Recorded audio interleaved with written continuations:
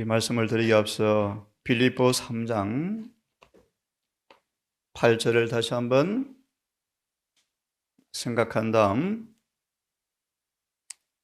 이 아침부터는 너희가 먹을 것을 주라라는 말씀을 함께 묵상하겠습니다. 우리 빌립보 3장 8절을 폈으면 다 함께 읽어보도록 하겠습니다. 시작. 또한 모든 것을 해로 여김은 내 주 그리스도 예수를 아는 지식이 가장 고상함을 이라니라. 내가 그를 위하여 모든 것을 잃어버리고 배설물로 여김은 그리스도를 얻고. 아멘. 아멘. 예. 그리스도 예수를 아는 지식이 가장 고상하다. 이 말씀에 성의 음성을 좀 들어보려고 합니다. 최고의 과학이다. 그렇죠? 우리 정언의 말씀에 제자들이 교리를 유창하게 말할 수 있을지 모르지만 뭐가 없으면요. 그렇죠? 자, 읽어보려고 합니다. 그리스도 안에는 모든 충만이 거하신다. 그는 우리에게 모든 걸 해로 여기도록 가르쳤으니 이는 내 주 그리스도 예수를 아는 지식이 가장 고상하기 때문이다. 이 지식이야말로 인간이 도달할 수 있는 최고의 과학이다.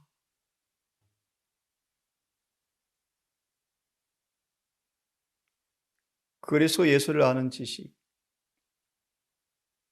예수 안에 공개된 지식, 그것이 무엇인가를 너무 잘 아시죠? 베드로서 1장 4절의 말씀, 주님과 하나됨으로 얻는 품성의 변화의 지식. 영생은 유일하신 참 하나님과 그의 보내신 자 예수를 아는 것이다.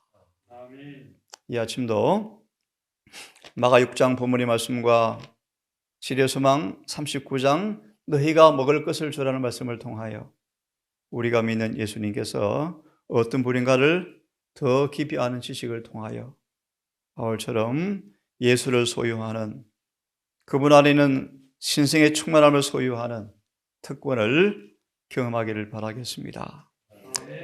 마가 6장을 펴셔서 마가 6장 31절부터 요약해서 읽고 소망의 말씀을 함께 묵상하겠습니다. 이르시되 너희는 한적한 곳에 와서 잠깐 쉬어라 하시니 이는 오고 가는 사람이 많아 음식 먹을 겨를도 없음이라. 이에 배를 타고 따로 한적한 곳에 갈새 그 가는 것을 보고 많은 사람이 저인 줄 안지라.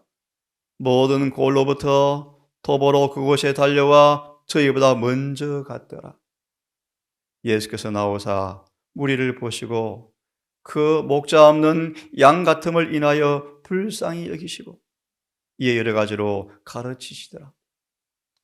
때가 저물어 가매 제자들이 예수께 나와 있자오되 이곳은 빈들이요 때도 저물어 가니 무리를 보내어 두루 총과 마을로 가서 무엇을 사 먹게 하옵소서. 대답하여 가라사대 너희가 먹을 것을 주라 하시니 여짜오되 우리가 가서 200데나리온의 떡을 사싸 먹이리까? 이르시되 너희에게 떡이 몇 개나 있느냐? 너희에게 너희가 먹을 것을 주라. 너희에게 떡이 몇 개나 있느냐? 이 단어를 기억하시고 듣기를 바랍니다. 알아보고 가로되 떡 5개와 물고기 2마리가 있더이다 하거늘. 제자들을 명하사 그 모든 사람으로 때를 지어 푸른 잔디 위에 앉게 하시니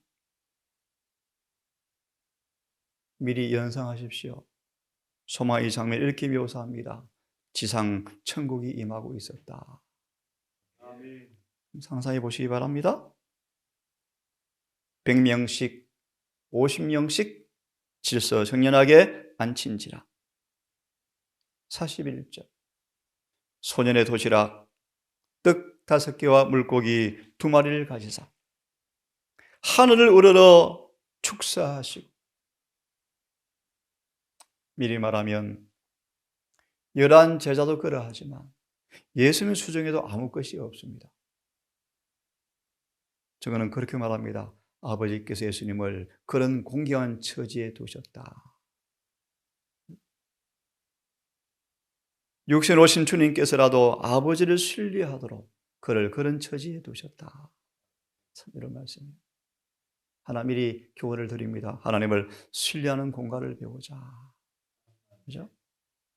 좀 더 보면서 하나하나 소지를 나누어서 말씀을 드리겠습니다.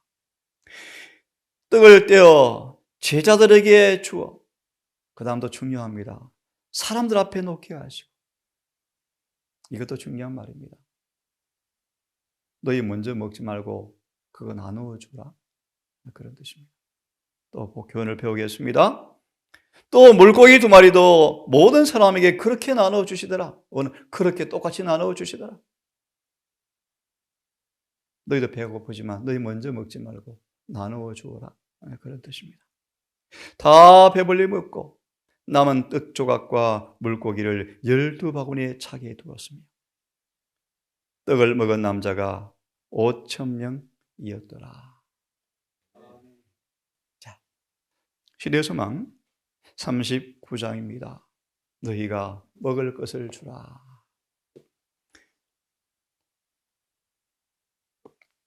와서 잠깐 쉬는 시간도 이내 끝이 났습니다.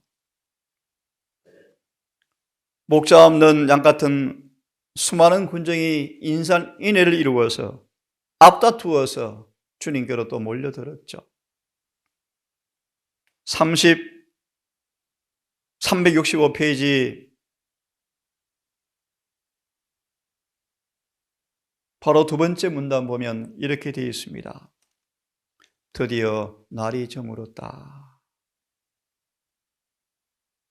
얼마가 쉬는가는 모르겠습니다. 예수께서는 움직이는 무리를 바라보시면서 불쌍한 마음이 들었답니다. 우리 말씀을 잠깐 묵상하려고 합니다. 그런데 드디어 날이 저물었다. 해는 서쪽으로 넘어가고 있었지만 사람들은 여전히 서성거렸다. 왜 서성거렸습니까? 주님을 떠날 수가 없는 거예요. 기이한 하늘의 지혜 말씀을 듣느라 혼이 빠져버렸고, 심지어 아이를 낳은 엄마까지라도 앉을 생각도 못한 채 말씀에 혼이 빠져버렸습니다. 때가 저물었습니다. 시장기가 밀려옵니다. 배가 고픕니다. 주님께서 그들을 바라보시고 불쌍한 생각이 들었다. 근데 그분이 어떤 모습인가 보실래요? 예수께서는 그분 자신도 잡수시거나 쉬지도 못하고 종일 수고하셨다.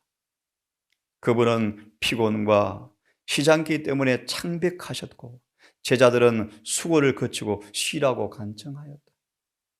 주님의 모습입니다. 그분도 인성을 가진지라 얼굴이 창백하셨습니다. 종일 먹지 못하고 피곤하셔서 제자들이 주님을 바라보고 주님 시시합니다. 안 되겠습니다. 이러다 고장나겠습니다. 하지만 주님께서는 당신께 몰려오는 군중에게서 물러나실 수가 없었다. 이런 주님을 잠시 한번 묵상해 보려고 합니다.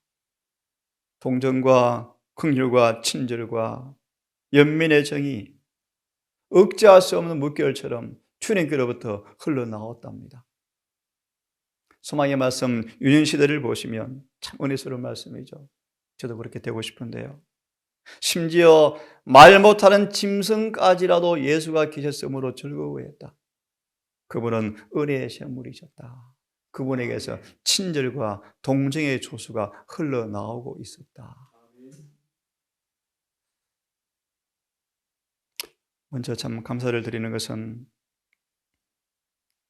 저도 알지 못하지만 서로 사랑하는 동산 식구들의 모습을 제가 가끔 보면서 참 감사해요. 서로 어려운 처지를 돕고 이해해주고 남몰래 봉사하고 음식으로, 돈으로, 현금으로 여러 부분으로 서로 사랑하고 있음을 정말 감사합니다.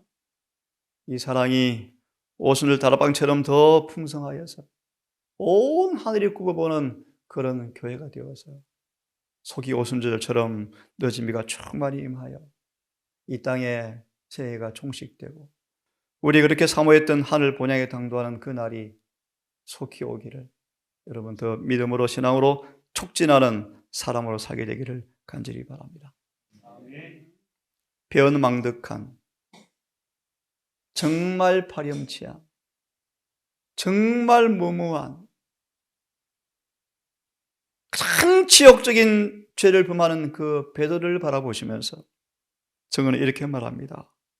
예수님은 그에게 정죄의 눈빛은 조금도 보내지 아니하시고 동죄의 눈빛으로 그를 바라보았는데 들어보실래요?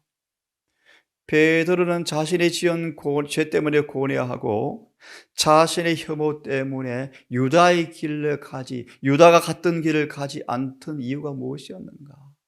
유다가 어떤 길을 갔습니까? 자살했죠. 더 이상 그의 죄가 용서받을 수 없음과 그가 부인한 예수의 주는 걸 볼 수 없다는 생각에 자살해버렸잖아요. 교육책에는 그렇게 말합니다. 베드로를 유다의 길로 가지 않게 했던 것이 뭔가? 주님의 동정의 마음이었다. 자, 한 말씀을 좀 보기를 원합니다. 소망 483페이지를 좀 봅시다. 조금 넘어가세요. 미리 당겨서 한번 봅시다. 우리가 섬기는 우리 주님이 어떤 분인가를 좀 잘 아시는 말씀이죠. 483페이지. 아마 대부분 이 말씀을 잘 기억할 것입니다. 이 말씀 보고 교훈을 좀 배우겠습니다. 우리에게는 모든 시련을 통하여 결코 실패하지 않는 조력자가 계신다. 그분께서는 우리가 홀로 유혹 가운데 싸우고 악에 맞서다가 마침내 괴로움과 슬픔에 압도되도록 버려두지 않으신다. 지금은 비록 그분께서 인간의 안목에서 숨겨져 있을지라도 믿음의 귀는 두려워 말라 내가 너와 함께 있느니라고 말씀하시는 그분의 음성을 들을 수가 있다. 이 믿음을 정의하죠. 로마서 5장 1절의 주석에 믿음은 귀다, 귀. 믿음이 있는가라는 말의 의미 가운데 하나가 뭔가? 하나님의 음성을 잘 듣는 사람들. 믿음은 귀입니다. 믿음은 눈입니다. 모세의 믿음은 하나님께서 마치 그 앞에 계신 것처럼 보고 살았다. 믿음이죠. 믿음은 눈이요, 귀요, 손이요, 발이요. 그렇게 표현하지 않습니까? 자, 돌아왔어요. 내가 산자라. 내가 전에 죽었었노라. 볼지어다 이제 세세토록 살아있어. 나는 그대의 슬픔을 견디었으며 나는 그대의 극한 슬픔을 내가 안다. 맞죠? 그대의 투정을 경험하였으며 그대와 같은 유혹을 당하였다. 나는 그대의 눈물을 안다. 나도 역시 울었다. 우리가 믿는 하나님이 어떤 분인가를 여러분 아시겠죠? 우리를 위해 우시는 분이시고 우시는 분이요. 대성통곡 응응 우셨답니다. 주님께서. 인간의 귀로 차마 들을 수 없는 극한 슬픔을 나는 안다. 그대는 고독하고 버림을 받았다고 생각지 말라. 침례 요한 같은 사람이죠. 그대의 고통이 세상에 있는 어떤 사람의 심금도 울리지 못할지라도 나를 바라보고 살아라. 산들은 떠나며 작은 산들은 옮길지라도 나 인자는 내게서 떠나지 아니하며 화평케 하는 나의 언약은 옮기지 아니하리라. 너를 긍휼히 여기는 여호와의 말이니라. 아무리 목자가 양을 사랑한다 할지라도 실상은 자기 자녀들을 더 사랑하죠. 예수는 우리의 목자일 뿐 아니라 우리의 영원한 아버지이시다. 내가 내 양을 알고 이 단어 참 베드로가 극히 말씀을 이해했죠. 내 양을 알고 양도 나를 아는 것이 아버지께서 나를 아시고 내가 아버지를 아는 것 같으니라고 그분께서는 말씀하신다. 앞에 그런 말씀 보셨습니까? 우리를 아셔서 이름까지 아시고 주소까지 아셔서 당신의 종들을 잃어버린 양을 찾으려고 각각 집으로 보내신다. 참 놀라운 말씀이죠. 이 얼마나 놀라운 말씀인가? 아버지의 품속에 있었던 독생자를 내 짝된 자로 하나님께서는 말씀하셨는데 스가랴 13장이죠. 내 짝된 자를 치라. 내 짝된 자. 즉 그분과 영원하신 하나님 사이의 친교는 그리스도와 세상에 있는 그분의 자녀 사이의 친교를 묘사하기 위하여 사용되었다. 우리가 섬기는 주님이 이런 분이십니다. 우리를 불쌍히 여기는 분이시죠. 고호 5장 19절을 좀 먼저 보십시다. 고린도후서 5장 19절을 좀 봅시다. 함께 읽어보겠습니다. 5장 19절을 함께 읽어보겠습니다. 시작. 이는 하나님께서 그리스도 안에 계시다. 세상의 자녀와 마음의 분이며 저희의 죄를 저희에게 돌리지 아니하시고 아무 파괴하는 말씀을 우리에게 부탁하시다. 예, 참 귀한 말씀입니다. 하나님 어떤 분이신가를 이 구절을 5장 19절 이렇게 말합니다. 사단은 그리스도에게서 하나님의 품성의 대표자를 보았다. 요한 1장 18절. 하나님을 본 사람은 아무도 없으되 아버지 품속에 있던 독생자께서 그를 나타내셨느니라 라는 구절이에요. 다시 말하면 예수님은 우리가 볼 수 없던 아버지의 품성의 사진이었다. 우리가 섬기는 분이 어떤 분이신가? 미리 말합니다. 사단은 그것을 똑똑히 보았다. 보십시다. 세상에는 아버지 하나님을 온전히 대표하는 한 분이 서 계셨다. 사단이 하나님의 잘못 나타낸 것을 반박하였다. 사단은 자기가 가진 속성을 하나님의 속성이라고 비난하였다. 사단은 이제 그리스도에게서 그의 참된 품성 속에 나타난 하나님을 보았다. 즉 동정심이 많으시고 긍휼히 여기시는 아버지, 아무도 멸망하는 것을 원하지 아니하시고 모두 다 회개하여 나와 영생을 얻기를 바라시는 아버지를 사단은 보았다. 10장 넘어가셔서 5절을 보시면 이렇게 말합니다. 10장 5절의 말씀. 이분이 그 은혜를 통해 우리에게 주신 은혜를 이렇게 말씀하십니다. 모든 이론을 파하며 하나님 아는 걸 대적하여 높아진 것을 다 파하고 모든 생각을 사로잡아 그리스도에게 복종케 하니. 하나님의 사랑의 능력을, 은혜의 능력을 묘사하는 말씀인데요. 이 구절을 또 보기를 바랍니다. 10장 5절 두 번째 제목을 보시면 이렇게 말합니다. 하나님은 모든 고사한 생각의 창조자이시다. 남녀들은 하나님께서 자기가 창조하신 사람들을 어떻게 생각하는지 깊이 생각해 보는가? 하나님 어떤 분이신가? 그가 인간의 마음을 지으셨다. 참 중요한 단어입니다. 인간의 마음을 지으셨다. 그는 고상한 생각, 마음의 창조자다. 우리는 단 하나의 고상한 생각도 그분에게서 오지 않았다는 생각을 할 수가 없다. 우리는 이런 고상한 생각을, 의의를 창조해낼 수 없는 죄인이 되어버렸잖아요. 이런 우리 마음속에 서로를 위한 아름다운 동정과 긍휼의 마음이 있다는 말의 의미는 하나님의 은혜가 우리 안에 있다는 분명한 증거라고 말씀하는 것이죠.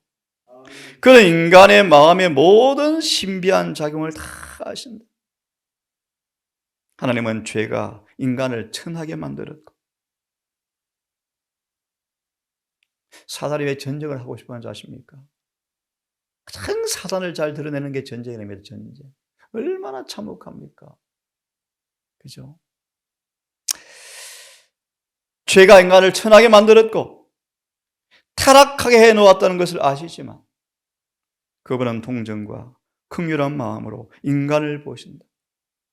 이는 하나님께서 인간이 사탄의 능력 하에 있다는 것을 아시기 때문이다. 마귀가 그렇게 하였구나.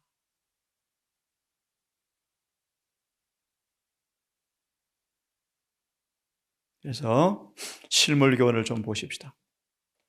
388페이지. 실물교훈 388페이지.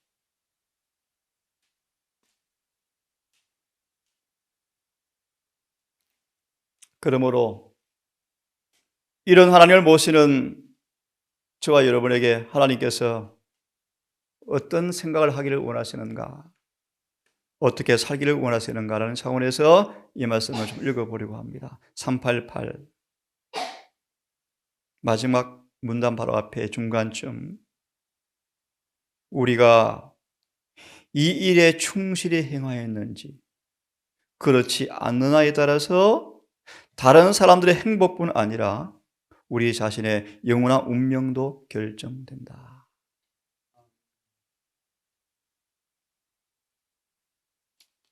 그 앞에 꽤 많은 말씀이 많은데요. 이해를 좀 시켜드리기 위해서 세상에 실수를 저지르고 그것을 부끄럽게 생각하는 사람들이 많은데 그들을 우리가 어떻게 대하는가? 이런 말씀들이 쭉 있습니다, 여러분. 사랑과 더불어 화친하라, 화목하라, 봉사하라, 동료를 섬기라, 이런 말씀해 주신 말씀이요. 이 일에 충실히 행하였느냐 하지 않느냐가 우리의 운명이 결정된다. 그리스도께서는 당신과 친구가 되기까지 향상될 모든 사람들을 향상시키고 원하시는데 이는 그리스도께서 아버지와 하나가 된 것처럼 우리도 그와 하나가 되게 하려 합니다. 그걸 우리로 하여금 이기심에서 벗어나게 하기 위하여 곤란과 재난을 겪도록 허락하신다. 그러면 우리가 우리 속에 하나님의 품성, 곧 동정, 긍휼, 사랑이 개발되기를 바라신다. 우리가 이러한 봉사일을 받아들임으로써 하늘 조정에 들어갈 자격을 갖추게 되고 우리 자신이 그리스도의 학교에 입학하게 되는 것이다. 우리가 이러한 봉사의 일을 거절한다면 그의 교훈을 거절하는 것이 되어지고 하나님과 영원히 결별하는 선택을 하게 되는 것이다. 그것이 하나님을 아는 것인데요. 요한일서 2장 6절은 이렇게 마무리합니다. 요한일서 2장 6절입니다. 우리를 불쌍히 여기시는 주님이 어떤 분인가를 참으로 아는 의미가 뭔가를 이런 말씀을 통하여 우리에게 권면하시고 있는데요.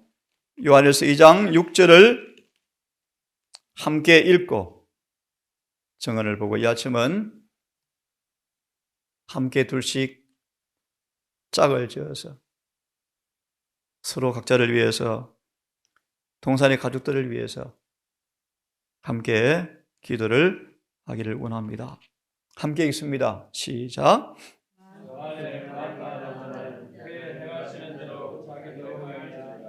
예. 주석이 이렇게 되어 있습니다.